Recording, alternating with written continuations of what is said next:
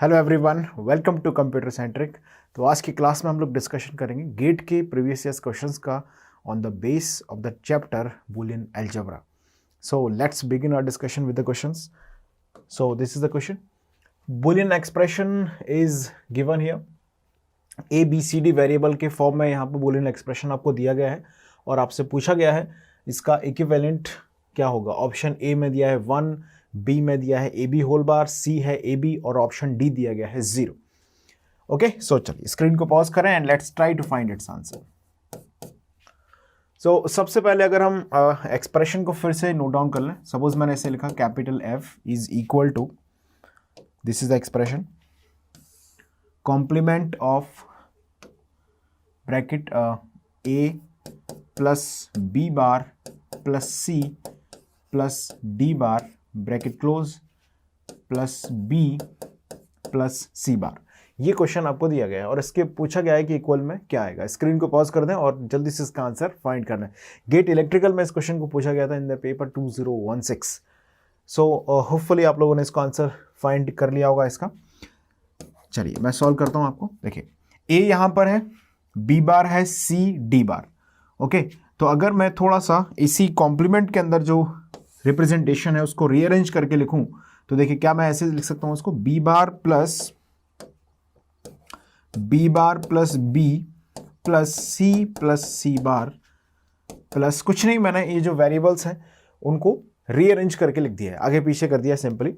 जैसे B bar plus B C plus C bar और यहाँ पर अब क्या रह गया, ए रह गया और साथ में हमारे पास रह गया यहाँ पर डी बार। क्लियर है इतना?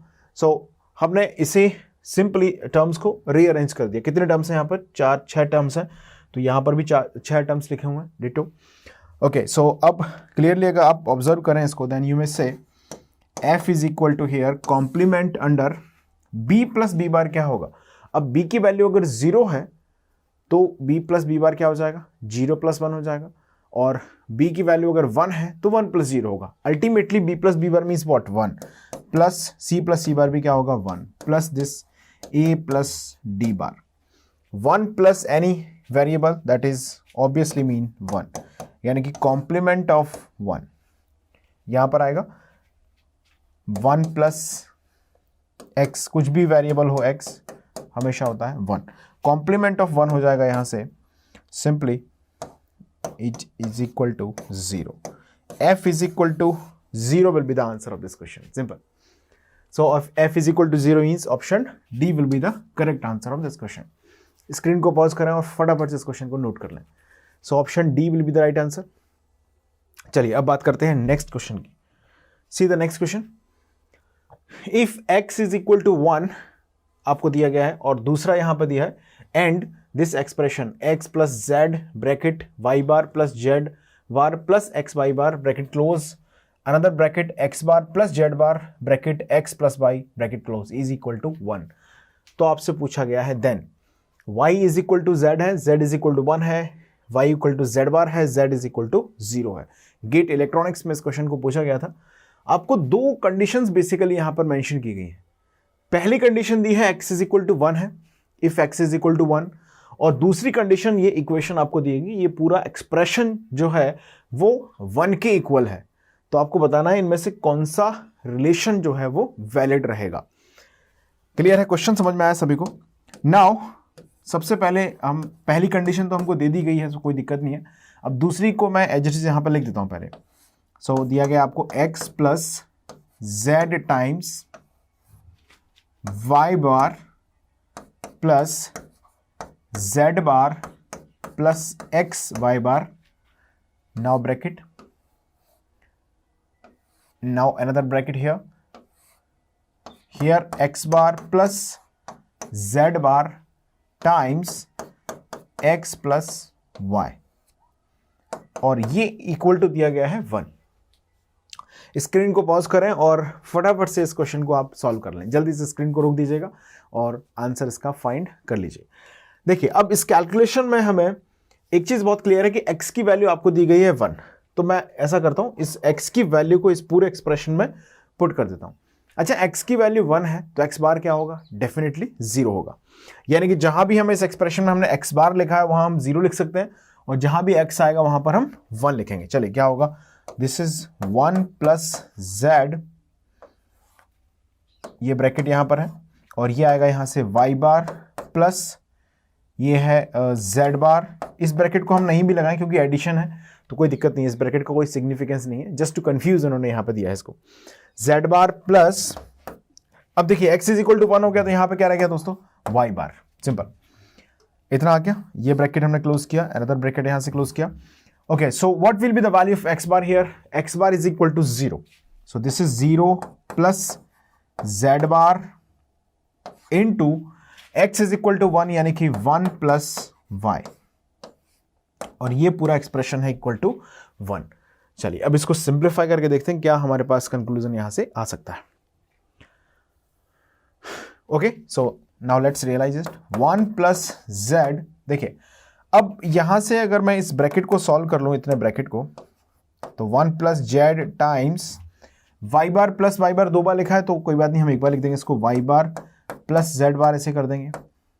ये ब्रैकेट क्लोज किया हमने, अनदर ब्रैकेट, यहां से दिस इज 0 प्लस समथिंग, तो 0 प्लस समथिंग को आप चाहें तो सिंपली डायरेक्टली हम लिख सकते हैं z bar plus into 1 plus y है तो 1 plus y is equal to हो गया 1, तो ये बेसिकली हो गया 0 प्लस z बार डॉट 1, तो अल्टीमेटली इसका कैलकुलेशन आएगा z बार, और ये हो गया 1। देखिए अब यहां से इस पूरे टर्म की वैल्यू देखिए क्या लिखा है, 1 प्लस समथिंग, दैट इज इस पूरे टर्म की वैल्यू अगर सपोज 1 आ जाए, देखिए क्या आएगी, इस पूरे टर्म की वैल्यू क्या आ सकती है, या तो 1 आ सकती है या फिर 0 आ सकती है, बिल्कुल। अब अगर मान लीजिए मैं बोलूं कि ये 1 आ जाए पूरा, तो क्या बनेगा 1 प्लस 1, तो इस पूरे ब्रैकेट का यहां से लेकर यहां तक का सॉल्यूशन होगा 1, 1 प्लस 1 क्या देगा, यहां से 1 देगा, 1 और 1 हो गया बेसिकली, तो 1 आएगा। अगर मान लीजिए इस पूरे इतनी सेक्शन की वैल्यू 0 हो जाए, तो उस सिचुएशन में भी क्या बनने वाला है, 1 प्लस 0, इस ब्रैकेट का सॉल्यूशन 1 बनने वाला है, यानी कि what ever the value of this section, this bracket will give the answer 1, यानी कि मैं लिख सकता हूं यहां से 1 डॉट z बार, ये वाला z bar is equal to 1, which means z bar equal to 1। अच्छा, z bar is equal to 1 देख लेते हैं कोई ऑप्शन है कि नहीं, z बार इक्वल टू 1 नहीं है, z इज इक्वल टू 1 है, लेकिन z इज इक्वल टू 0 उन्होंने दिया है, तो डेफिनेटली जब z बार 1 है तो z is equal to 0 is the right answer of this question. So z is equal to 0 means option D will be the correct answer of this question. Okay, so ये question just representation पर based है, easily हम इसको conclude कर पाए तो हम आसानी से इस क्वेश्चन के आंसर को फाइंड आउट यहाँ से कर सकते हैं। चलिए तो स्क्रीन को पॉज करके फटाफट से इसके सॉल्यूशन को आप नोट कर लीजिएगा। ओके, चलिए नोट किया आपने। Let's talk about the next question. Read this question. What they have given f is equal to abc plus a bar b bar c plus a b bar c plus a bar b c plus a bar b bar c bar equivalent to, यानी कि 4 options आपको दिए गए हैं और ये expression आपको दिया गया है। इसमें से बोला गया है कि ये जो एक्सप्रेशन है वो इनमें से किसके इक्विवेलेंट है। So let's pause the screen right now and note this question down and try to solve this question. This question was asked in the GATE Electrical Engineering paper in 2016. 2016 में इस question को पूछा गया था double E में। Screen को pause करें और फटाफट से इसका आंसर आप कैलकुलेट करें। Okay, so now I am going to solve this question for you. Note कर लीजिए क्वेश्चन को। क्वेश्चन दिया गया है आपको f is equal to A B C plus A bar B bar C plus A B bar C plus A bar B C plus A bar B bar C bar. This is the function f given here, और आपको बताना है कि ये function in चारों में से किसके इक्विवेलेंट है। ओके, चलिए तो सबसे पहले अगर हम इस एक्सप्रेशन को नोट करें तो यहां पर कितने वेरिएबल हैं, 3 वेरिएबल हैं, बिल्कुल a b c 3 वेरिएबल हैं, यानी कि इसमें जितने भी प्रोडक्ट टर्म हमारे पास प्रेजेंट हैं, चाहे वो पहला प्रोडक्ट टर्म हो, दूसरा हो, तीसरा, चौथा, पांचवा, इन सभी में each and every variable present है। मतलब तीनों वेरिएबल हैं और तीनों वेरिएबल हर एक प्रोडक्ट टर्म में प्रेजेंट है। If each product term contain all variable, that means it is canonical form.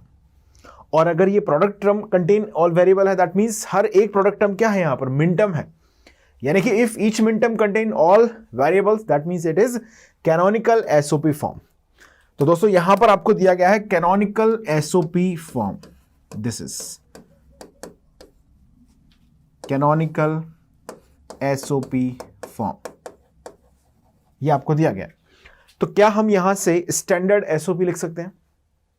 Okay, क्योंकि अगर आप ऑप्शंस को नोटिस करते हैं तो ऑप्शंस में आप क्लियरली देख सकते हैं, यहां पर पहला एडिशन टर्म दिया गया है, सम टर्म दिया गया है, फिर दूसरा उसके साथ मल्टीप्लाई कर दिया गया है, फिर यहां पर तीसरा टर्म दिया गया है।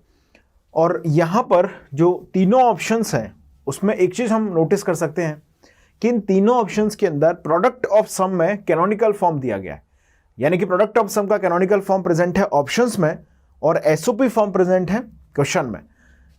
तो हम अगर स्टैंडर्ड एसओपी से स्टैंडर्ड पीओएस लिख दें और स्टैंडर्ड पीओएस को बड़ी आसानी से हम कन्वर्ट कर सकते हैं कैनोनिकल में। तो बहुत क्लियर कट अप्रोच इसमें है क्योंकि ऑप्शंस इस तरह से यहां पर दिए गए। अब हो सकता था कि इन ऑप्शन को सॉल्व करके वो लिख देते, दैट्स ऑल्सो करेक्ट, बट इस तरह से दिया गया है तो हम इसे इस तरह से रियलाइज कर सकते हैं। देखिए, so as usual we know that कि इन एसओपी फॉर्म हम जब भी लिखते हैं तो variable itself become 1 and its complement will be 0। Variable is 1 and its complement is 0। तो देखिए, तो वेरिएबल कैसे लिखेंगे, यहां से देखो 1 1 1 0 0 1 1 0 1 0 1 1 0 0 0, इस तरह से हमने लिखा। अब चलिए इसका करस्पॉन्डिंग जो हमने एसओपी फॉर्म का पूरा डिस्कशन किया था, एक क्लास इस पर है, प्रोडक्ट ऑफ सम कैसे लिखा जाता है, कब लिखा जाता है, इस पर पूरा डिस्कशन मैंने किया है, एक क्लास कंप्लीटली उस पर है। तो उन दोनों क्लासेस को अगर आप अटेंड करें देन इजीली आप इस क्वेश्चन को आंसर कर सकते हैं। देखिए, तो यहां से हमने लिखा ए बी सी 3 वेरिएबल है, तो ये हो जाएगा finally M7, what it will be M7, this is M1, this is M5, this is M3, this is M0, यह आ गया हमारे पास। और यहां से डायरेक्टली हम लिख सकते हैं F is equal to sigma small m 0 1 3 5 7। ओके, इतना अगर आपने लिख लिया है तो 3 वेरिएबल में करस्पॉन्डिंग डेसिमल इक्विवेलेंट होते हैं 0 से लेके 7 तक के, 0 to 7, लाइक 000 001 0 010 011 100 101 110 111। तो we are having 8 different possibilities जिसमें डेसिमल डिजिट्स जो होती हैं वो 0 से लेकर 7 तक की कवर हो जाती हैं। ओके, अब देखिए सिग्मा m 01357 जो आया है वो लॉजिकली जो सिग्मा m हमारे पास आया है 01357, this expression is logically equal to pi capital M, किसके इक्वल हो जाएगा बोलो, पाई कैपिटल M, 0 यहां पर है, 1 है, यहां पर 2 नहीं है, ओके, 4 नहीं है तो यहां पर 4 आ जाएगा, यहां पर 6 नहीं है तो 0 पाई कैपिटल M 246, तो ये इसके इक्वल है। अब प्रोडक्ट ऑफ सम का स्टैंडर्ड फॉर्म हमारे पास आ गया, this is what, this is the standard form of product of sum POS। अब आपको कैनोनिकल फॉर्म यहां पर दिया है POS का, चलिए तो लिख लेते हैं इसका canonical form. So F is equal to what, F is equal to यहां से ऑब्टेन होगा पाई कैपिटल M, यानी कि 2 है तो 2 को हम कैसे लिखते हैं 010, 4 को हम लिखते हैं 100 और इसको लिखते हैं 110। प्रोडक्ट ऑफ सम फॉर्म में आप जानते हैं जब भी POS फॉर्म की बात की जाती है तो वेरिएबल लिखा जाता है 0 से, कॉम्प्लीमेंट लिखा जाता है 1 से। ओके, तो देखिए 010 कैसे लिखा जाएगा, इसको 0 है तो यानी कि वेरिएबल A, 1 है तो B बार प्लस C इनटू 100 यानी कि A bar plus B plus C into 110 यानी कि A bar plus B bar plus C। Clear है? तो ये आंसर आपके पास आएगा A B bar C plus A bar B plus C, A B bar C, A bar plus BC plus A bar B bar C। Option A is the right answer. Option A will be the correct answer of this question. चलिए screen को pause करें और फटाफट से इस question के solution को आप नोट कर लें। बहुत सिंपल सा क्वेश्चन था, मैंने एक्सप्लेन किया इसलिए हमने इतना डिस्कशन किया, अदरवाइज आप क्वेश्चन देखते और थोड़ी सी प्रैक्टिस अच्छी होती तो एसओपी कैनोनिकल दिया है, प्रोडक्ट ऑफ सम कैनोनिकल में आपका आंसर है, तो हम एक आसानी से क्वेश्चन आंसर कर सकते हैं। देखिए ये क्वेश्चन गेट इलेक्ट्रिकल में जरूर आया था, लेकिन that kind of approach based question can be asked in the computer paper also. तो हम यहाँ पर बूलियन अलजेब्रा को हमारा सीखना मकसद है, तो उसके लिए जरूरत पड़ेगी तो मैं इलेक्ट्रॉनिक्स से क्वेश्चन भी उठाऊंगा, कुछ डबल ई के भी उठाऊंगा, कुछ आईएन के भी उठाऊंगा, कुछ आपकी कंप्यूटर के ब्रांच के भी उठाऊंगा। मेरा काम है यहाँ पर वेराइटीज जो टाइप ऑफ क्वेश्चंस हैं वो अच्छी तरीके से आपकी कवर हो जाना। क्लियर है? चलिए एक क्वेश्चन और करते हैं, बहुत अच्छा सा सॉल्व करते हैं। हालांकि ये क्वेश्चन बहुत सिंपल है, लेकिन इसका जो प्रेजेंटेशन है वो देख के लगता है यार ये तो कॉम्प्लिकेटेड हो गया, इसको मिनिमाइज करना आसान नहीं है। क्वेश्चन को नोट कर लें, पहले इसको नोट करें, स्क्रीन को पॉज करें और फटाफट से इस क्वेश्चन को नोट करें आप, फिर मैं सॉल्व करता हूं आपके लिए। नोट किया आप लोगों ने? चलिए स्क्रीन को पॉज करके इस क्वेश्चन को नोट कर लें और आपको एक बार उस क्वेश्चन को ट्राई भी करना चाहिए, चाहे तो आप कोशिश करें बिल्कुल इसको सॉल्व करने की। चलिए मैं आप रीड करता हूं आपको इस क्वेश्चन के लिए। If the functions w, x, y and z are as follows. आपको फंक्शंस दिए गए हैं, w दिया गया है r plus P bar Q plus R bar S वगैरह, और x दिया गया है यहाँ पर function P Q R S के फॉर्म में, और y दिया गया है पी क्यू आर एस के फॉर्म में। क्लियर है? z दिया गया है पी क्यू आर एस के फॉर्म में। यानी कि चाहे हमारा फंक्शन w हो या x हो या y हो या z हो, ये सभी पी क्यू आर एस के फॉर्म में ही यहां पर दिए गए हैं। क्लियर है?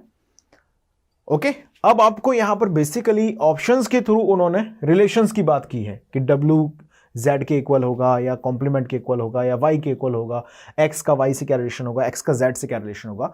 ये चार ऑप्शंस आपके दिए गए हैं। क्लियर है? अब जो बहुत ही सीधी सादी तरीका होता है सॉल्व करने का, वो हम जनरली क्या करते हैं, w को उठाया, ओके जिसमें ज़्यादा टर्म लग रहे हैं उसको सॉल्व कर लिया, जैसे x में ज़्यादा टर्म है तो उसको सॉल्व किया हमने, सिंप्लीफाइड फॉर्म में लेके आए, मैच किया किससे मैच कर रहा है, x y में सॉल्व करने की गुंजाइश है तो y को सॉल्व कर लिया, z में गुंजाइश है सॉल्व करने की तो z को सॉल्व कर लिया, और इसी तरीके से हम इसको हैंडल करने की कोशिश करते हैं। लेकिन इस क्वेश्चन में इतना आसान नहीं दिख रहा है प्रेजेंटेशन, क्योंकि सब में कुछ ना कुछ है, वेरिएबल है, टर्म्स है, एलिमिनेट सारे हो पाएंगे नहीं हो पाएंगे। तो देखिए इसमें हम क्या कर सकते हैं, for such kind of problems इसमें डायरेक्टली मिनिमाइजेशन से जाना मुझे आसान नहीं दिख रहा है, डेफिनेटली नहीं है, क्योंकि आपको कहीं ना कहीं प्रॉब्लम इसमें आ सकती है। तो हम इसमें क्या करेंगे, बेसिकली यहां पर हम अजम्पशंस करके चल सकते हैं। लेट्स अज्यूम, अब आपका जो मन करे वो आप मान सकते हैं, लेट्स अज्यूम। तो मैं सबसे सिंपल अजम्पशन से स्टार्ट करूंगा, चाहे तो मैं p q r s इन सब की वैल्यू को या तो 1 मान के चल लूंगा, मैंने सबको 1 1 1 मान लिया। अब यहां से मैं w की वैल्यू निकालूंगा, x की, y की, z की। देखो जो दोनों एक दूसरे के इक्वल आ गए एक बार में, जैसे मान लीजिए w is equal to y आ गया, क्लियर है, तो वो जरूरी नहीं है कि इक्वल हो, वो एक कोइंसिडेंस हो सकता है। क्लियर है? लेकिन अगर वो इक्वल नहीं आए then it is absolutely true कि वो कभी भी इक्वल नहीं होंगे। एक देखिए जो ऑलवेज इक्वल होगा वही कंडीशन ऐसी होगी जिसमें हमेशा इक्वल आएगा। जैसे मैं आपसे बोलूं कि a प्लस बी और a प्लस सी, इसमें अगर c इज इक्वल टू 1 है और b इक्वल टू 1 है, ध्यान देना मेरी बात को, मैंने एक फंक्शन f1 बोला, एक फंक्शन f2 बोला, तो इसमें मैंने बोला कि इसमें c equal to 1, b equal to 1 है, तो दोनों केसेस में f1 में भी 1 आ गया और f2 में भी 1 आ गया। दैट्स ट्रू, करेक्ट है। लेकिन इट डजंट मीन कि f1 इक्वल टू f2 हो गया, ये तो एक कोइंसिडेंस हो सकता है दोनों इक्वल आ गए। बात समझ रहे हैं? अब अगर मान लीजिए ऐसी सिचुएशन है कि जहां पर f1 is not equal to f2 आ गया, एक भी कंडीशन हमको ऐसी मिल गई जहां पर ये इक्वल टू नहीं है, तो ये पक्का हो गया कि f1 f2 के इक्वल नहीं है। बात समझ गए आप? मतलब हमें यहां पर नॉट इक्वल टू कंडीशन को फाइंड करना पड़ेगा, कौन सा है जो हो ही नहीं सकता। समझो, अब मैं जरा क्वेश्चन को डिस्कस करूंगा तो आपको और अच्छी क्लैरिटी इसमें आएगी।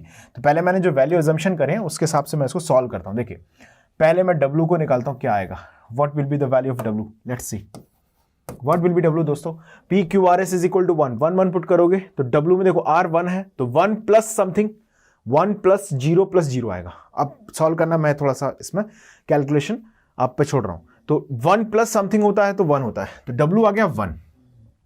अच्छा, W आ गया 1। अब देखते हैं X क्या है। X की वैल्यू हमने पुट कर दी इसमें, देखो क्या आने वाला है 1 1 0 0, ये 1 1 है तो कॉम्प्लीमेंट क्या हो जाएंगे रिस्पेक्टिवली 0 0 हो जाएंगे। तो 1.1.0.0 तो 0 हो गया, ये टर्म भी 0 होगा, ये टर्म भी 0 होगा, यानी कि दोस्तों X की वैल्यू 0 आ गई। क्लियर है। अब बात देख लेते हैं Y। What about Y? Put करो जरा, Y को ले जाके इसमें पुट कर दो। तो R1 है, S1 है, तो 1.1।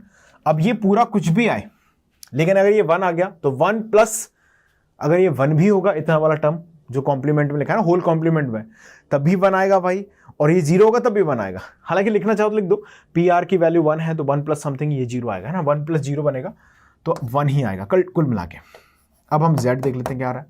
तो Z इज इक्वल टू देखो R प्लस S, यानी कि 1 प्लस 1 समथिंग, जो भी हो 0 हो चाहे 1 हो, क्या आएगा 1। तो Z इक्वल टू 1 आ गया। अब मेरी बात ध्यान से सुनना, मैं जो अभी बता रहा था ना कि इक्वल होने के लिए कोई कोइंसिडेंस वैल्यू मैच करना इक्वल नहीं हो जाता। जैसे मान लीजिए मैं इसमें अभी ये नहीं बोल सकता, ये मैं अभी नहीं बोल सकता कि W equal to Y equal to Z है, ये अगर मैं बोल रहा हूं तो ये गलत हो सकता है। लेकिन मैं एक बात दावे से बोल सकता हूं कि जो W है ना भाई साहब, वो X की इक्वल नहीं है। ये बात मैं बहुत दावे से बोल सकता हूं, जो W है वो X के इक्वल नहीं है, X है वो Y के इक्वल नहीं है, और X है वो Z के इक्वल नहीं है। इक्वल टू होने का मतलब है कि हर एक XYZ की वैल्यू के लिए, WXYZ की हर एक PQRS की वैल्यू के लिए वो हमेशा इक्वल आएगा जो इक्वल है, और जो नॉट इक्वल है वो, समझ रहे हो आप, नॉट इक्वल एक बार आ गया तो वो जस्टिफाइड हो गया कि ये बात तो पक्का होगी कि W is not equal to X। Clear है। या X is not equal to Y, या X is not equal to Z। But ये अभी क्लियर नहीं हुआ है कि W इक्वल टू Y है कि नहीं, W इक्वल टू Z है कि नहीं। बात समझ में आ गई। चलो अब हम आते हैं ऑप्शंस पर। इनसे हमें कितने ऑप्शंस ऐसे लगते हैं जो जिनका काम खत्म हो जाएगा। अब सारी कंपैरिजन X के अबाउट होनी है। देखो अब इन्होंने बोला X is complement of Z। X जब 0 है तो Z बनाया है, तो हो सकता है कि ऑप्शन हमारा सही हो, ए को हम नहीं कुछ कर सकते बिल्कुल। अब दूसरा ऑप्शन देखो, दूसरे ऑप्शन में इन्होंने क्या बोला, X is equal to Y। भाई साहब हो ही नहीं सकता, ये 0 आ गया ये 1 आ गया, तो ये ऑप्शन तो वो है जो कभी नहीं हो सकता, क्योंकि ये ऑप्शन कहता है X is equal to Y, हो ही नहीं सकता। क्लियर। चलिए देखो W और Z में अभी हमारे पास देखो, यहां पर हालांकि कॉम्प्लीमेंट का रिलेशन है, तो कॉम्प्लीमेंट का रिलेशन तो कभी ट्रू हो ही नहीं सकता यहां पर भी, तो इसके हिसाब से भी ये गलत है। और X is equal to Y इन्होंने दे दिया है तो वो भी गलत साबित करता है इसको। अच्छा, X equal to Y option C भी बोल रहे हैं, हटाओ इसको भी। ऑप्शन डी में what they are saying W equal to Y equal to Z bar. देखो जरा, अच्छा W इज इक्वल टू क्या है, Y हो सकता है, हो बिल्कुल, लेकिन ये Z बार के इक्वल नहीं है। देखो क्यों, Y जब 1 होगा, अगर देखिए W इक्वल टू अगर Z बार हो गया तो इसका सीधा सीधा एक मतलब है कि जब भी भाई साहब W 0 होगा तो Z को 1 होना जरूरी है, या W जब भी 1 होगा तो Z को 0 होना जरूरी है। तो इसका सीधा मतलब है भाई साहब कि जो ऑप्शन डी है ना वो भी नहीं हो सकता, ऑप्शन बी हो नहीं सकता, सी हो नहीं सकता, डी हो नहीं सकता, तो अब क्या बचा, ऑप्शन ए ही आंसर है इसका। बहुत फुर्सत है तो आप क्या करो, PQRS की कुछ और वैल्यू ले लो, आंसर हमारा आ गया, क्वेश्चन कंप्लीट हो गया, इसके आगे कैलकुलेशन की कोई जरूरत नहीं है हमको। जल्दी से नोट कर लो इसको, दैट्स डन, नोट करो फटाफट से, लिखा। चलिए अब इसके आगे हमें कैलकुलेशन कोई नीड नहीं है, but still if you feel कि थोड़ा और इस पर इन्वेस्टिगेशन कर लेते हैं, तो P is equal to Q equal to R is equal to S is equal to 0 में रख देता हूँ। देखो क्या आ रहा है, W इज इक्वल टू क्या आएगा, बोलो, PQRS is equal to 0 0। Calculation आप लोग कर लेना, मैं आंसर लिखूं, बोलो क्या आएगा, मुझे लगता है 0 आएगा, सही है, एम आई राइट और नॉट। देखो R 0 है तो 0 प्लस 1.0 बनेगा, वो भी 0 हो जाएगा। What about the value of X here, X will be what, X is equal to 1। Okay, what about the value of Y now, Y की वैल्यू क्या आएगी, बोलो क्या आएगी, 0 प्लस, देखो P डॉट R क्या करेगा, इसको 0 करेगा, प्लस P क्यू बार क्या करेगा, P 0 है, Q 0 करेगा, P बार Q बार क्या कर देगा, इसको 1 कर देगा, 1 का कॉम्प्लीमेंट 0, तो Y इज इक्वल टू यहाँ पर आएगा 0। What about the value of Z now, तो Z की वैल्यू देखनी पड़ेगी, क्या आएगी, देखो R 0 है, S 0 है, P Q क्या करेगा, इसको 0 करेगा बिल्कुल, P बार Q बार R बार ये इसको 1 कर देगा, तो 1 का कॉम्प्लीमेंट 0। तो ये हमारे पास आया डेटा, इसके बेसिस पर हम आंसर को कंक्लूड यहाँ पर कर सकते हैं। देखो ऑप्शन ए क्या कहता है, W इक्वल टू जेड, हो सकता है हो सकता है नहीं हो, लेकिन क्या नहीं हो सकता, देखो वो हमें देखना है। x is equal to Z bar हो सकता है क्या, हो सकता है। x 1 है तो z 0 आया है, तो पॉसिबिलिटी है कि ऑप्शन ए अभी सही हो। हमें ऑप्शन जो बचे हुए हैं उनको एलिमिनेट करना पॉसिबल है कि नहीं ये देख लेते हैं। देखो ऑप्शन बी देखा, W equal to Z bar, W equal to Z bar हो सकता है क्या, हो ही नहीं सकता, क्योंकि जब W 0 है तो Z का 1 आना लाजिमी है इस कंडीशन के सेटिस्फाई होने के लिए, मतलब ये नहीं हो सकता।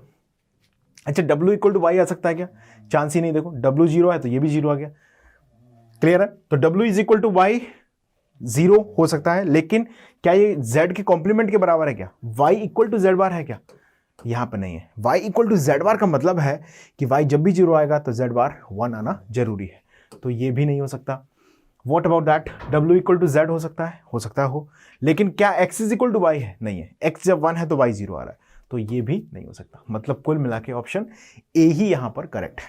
For such kind of problems अगर हम मिनिमाइजेशन में फंस गए तो प्रॉब्लम खड़ी हो सकती है। अब कई बार क्वेश्चन ऐसे होते हैं, जैसे मान लीजिए ये क्वेश्चन हो गया, ये अभी हमने डिस्कस किया, अब इसमें आप फालतू में ABC की वैल्यू लेके सॉल्व करें, वो आंसर आ ही जाएगा, उससे पक्का आ जाएगा।